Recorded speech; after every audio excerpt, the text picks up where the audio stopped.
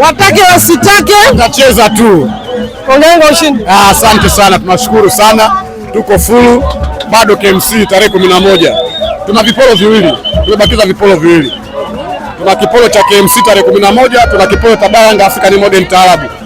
Kipolo ambacho wao wanakimbia na wataingia kwenye mfumo tu. Nini?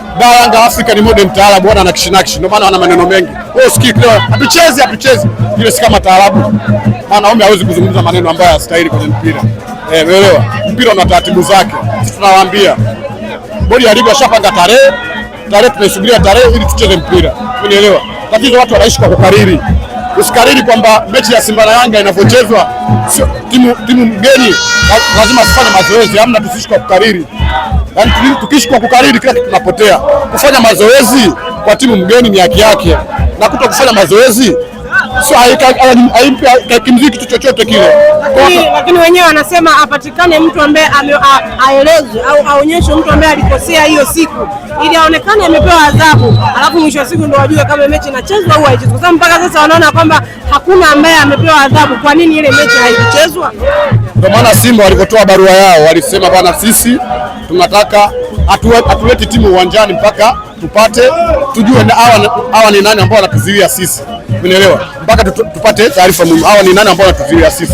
Taasisi kubwa kama Simba hawezi kutokea watu wachache waje kuizuia klabu kuja kufanya nini mazoezi.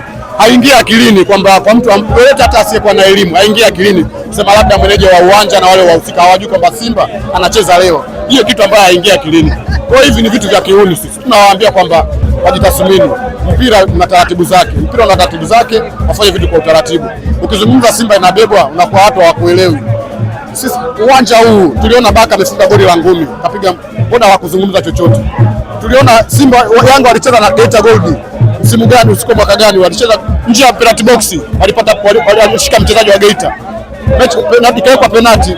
Kwa ni wale tu ambao watu hawataki kuyazungumza kwamba mpira na taratibu zake.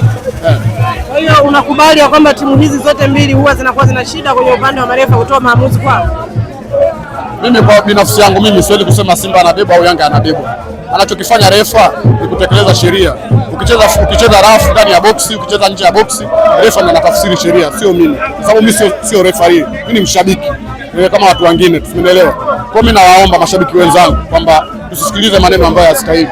Kama bodi ya ligi ishapangwa mechi ya tarehe 15, wote tuungane kwa pamoja kuweza kuwasupport, tutokeze viwanjani. Ndio kitu cha msingi. Hivi vitu vingine havistahili. Ukisema hatucheze haistahili chochote kile. Na alafu mpira tukienda kuingiza kwenye masuala ya serikali tutakuja kufungiwa kama walivyofungiwa ndugu zetu wa Kenya. Kwa tunawaomba kwamba tuache mambo ambayo hayapo kwenye mpira, tuache taarabu. Taarabu hazistahili kwenye mpira.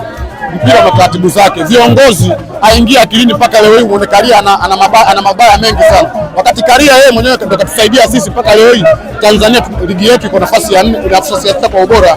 Unaelewa? Kule Karia kwa hiyo tusije tukamsifia wakati hayupo duniani, tumsifie wakati yuko hai.